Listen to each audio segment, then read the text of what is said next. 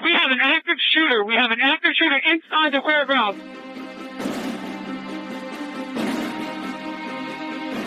Welcome to Active Shooter, a podcast that covers the whys, the hows, and the aftermath of active shooter and mass casualty events. They have an active shooter in the building. A second call says they are being attacked. I've been shot. 16910 means we got shots fired. 4:15 ASL. Route 91 sounded like an automatic firearm.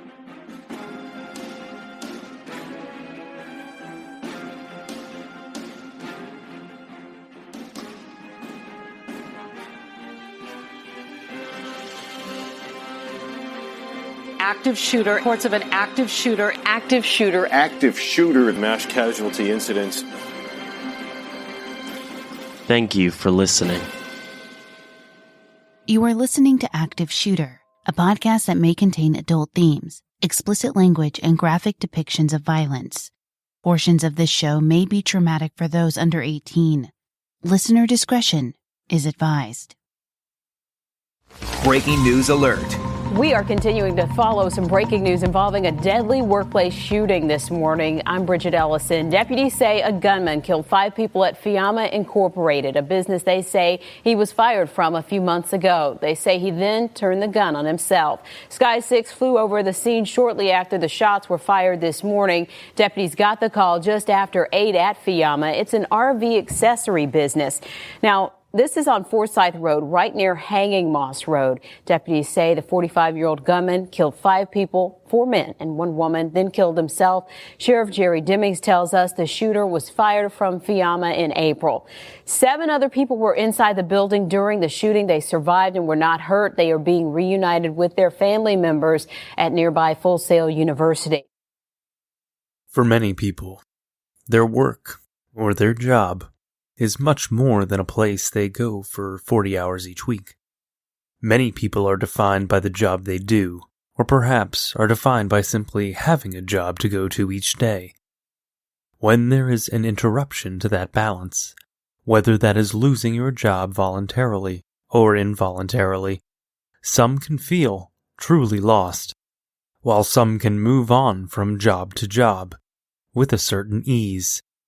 Others struggle to let go. Sometimes this struggle can lead to the inability to move on at all, with the depressed thoughts turning sinister. Eventually a time can come where an individual feels the only way out is to make everyone who got them there pay. Today's case is about a shooter that was so down about losing his job that he became determined to make everyone involved with his firing pay with their life. 13 people were inside of the Fiamma Incorporated building when the shooting occurred. 8 people escaped, unharmed physically. 5 others were targeted. They were targeted, hunted, and executed.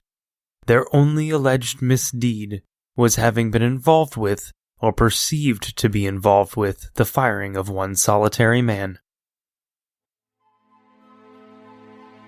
Active Shooter the podcast is a High Five Holly production, and I'm your host, JT. If you've listened to our prior episodes, you know that the Active Shooter podcast team has taken the no notoriety pledge, and we will not be sharing the real name of the shooters that we cover. We will be giving the shooters a pseudonym and refer to them by that name throughout the episode. This will help in clearing up any confusion in the story, while remaining true to our pledge in not naming the shooter by their actual name. We will refer to today's shooter as Ken.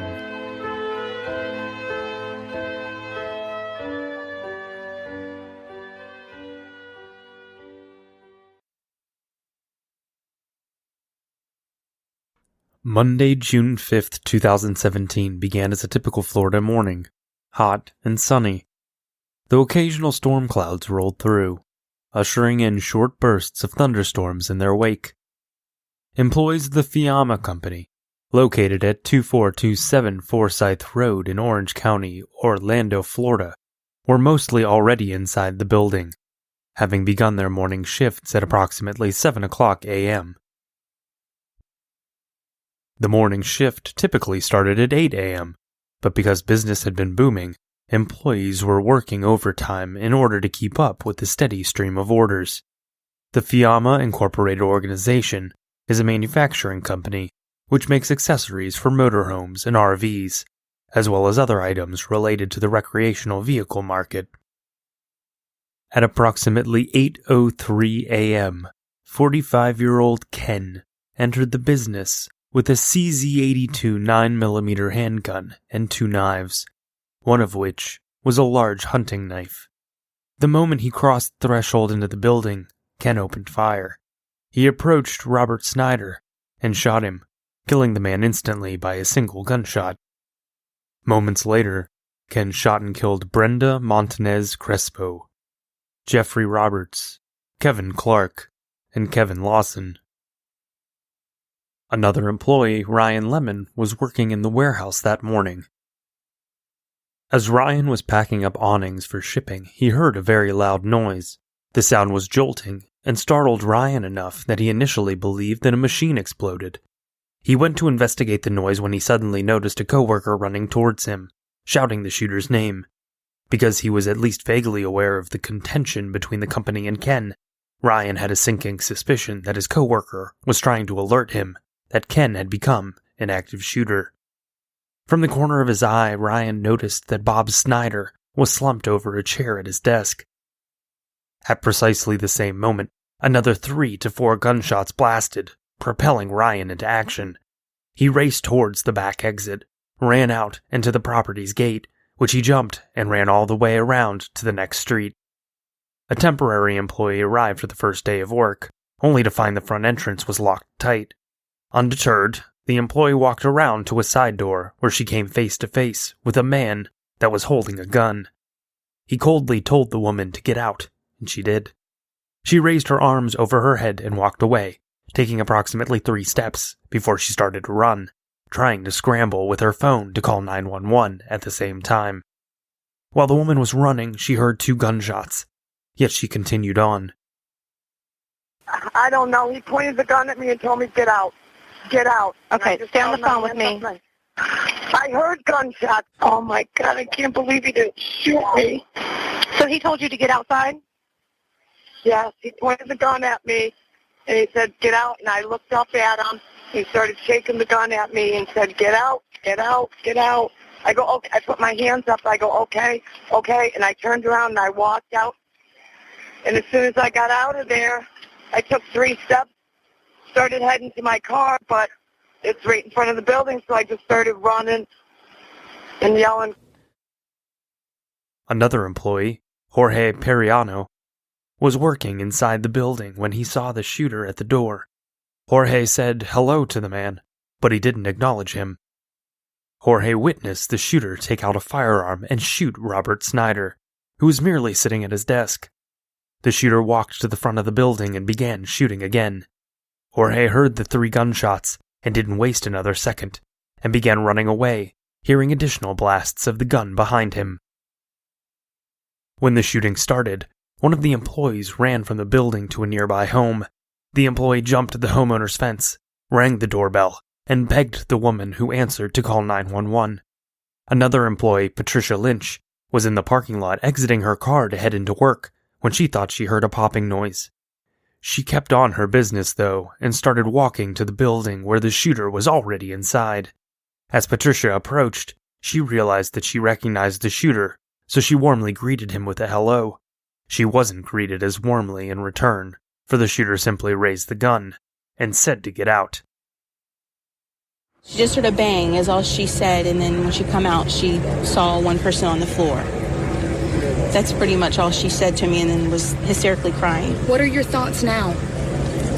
We're going to have to embrace her and not leave her alone and just be there as a family. Ken followed some of the shooting victims around the building, stalking them before committing the ultimate act of malice: murder. Active shooter, reports of an active shooter. Active shooter mass casualty incidents.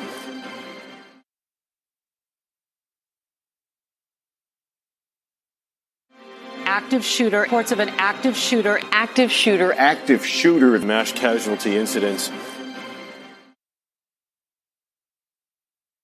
There were 24 9mm bullet casings located at the shooting scene. All were determined to have come from Ken's 9mm gun, which was laying next to his body after the final self-inflicted gunshot.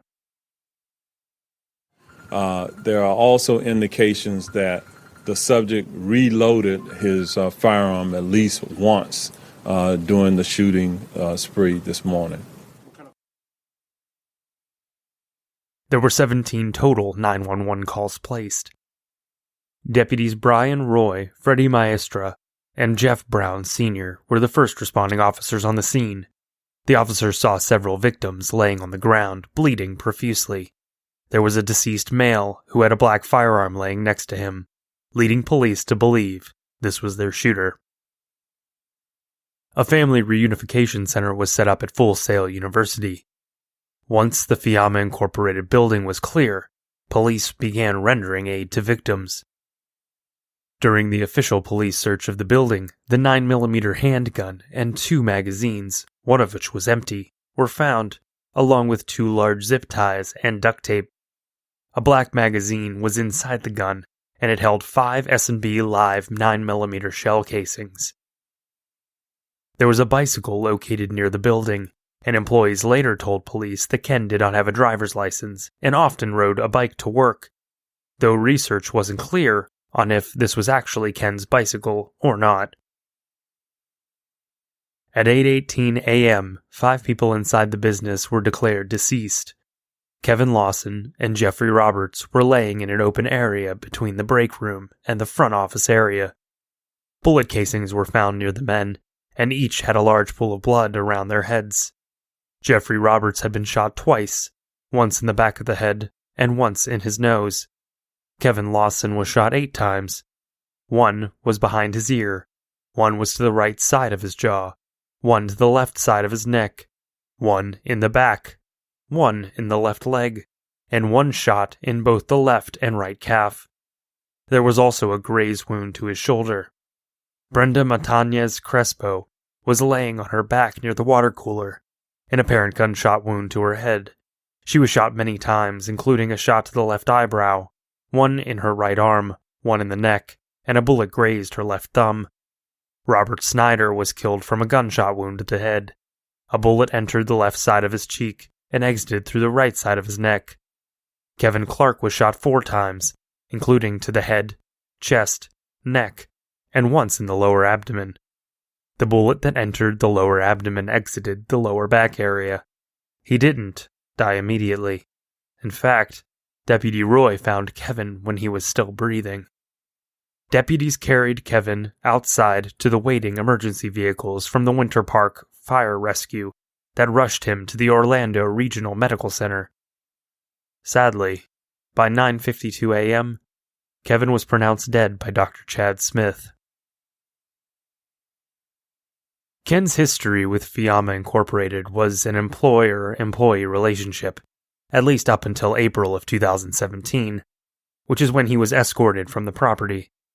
It seems that Robert Snyder was the head of the company before deciding to retire.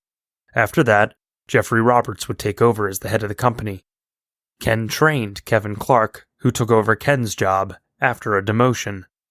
This infuriated Ken. He felt the indignity of training his future replacement was more than he could bear. Both Robert Snyder and Jeffrey Roberts were present for Ken's firing, which happened after it was discovered that Ken was stealing products, specifically awnings, and selling them online as a side business. The theft may have been the official reason for the firing, but the truth was, Ken was disliked. He picked fights with others and was angry and violent. A short time after he was let go, Ken emailed Robert Snyder and asked for his job back. The reply was prompt and resounding. No. Other employees at Fiamma said that Kevin Lawson and Ken didn't get along, constantly bickering back and forth. Many employees were interviewed as part of the investigation, and they mainly all agreed on one point. Ken was always moody and angry. Detective Teresa Pierce from the Orange County Sheriff's Department Homicide Squad was the lead investigator into the shooting.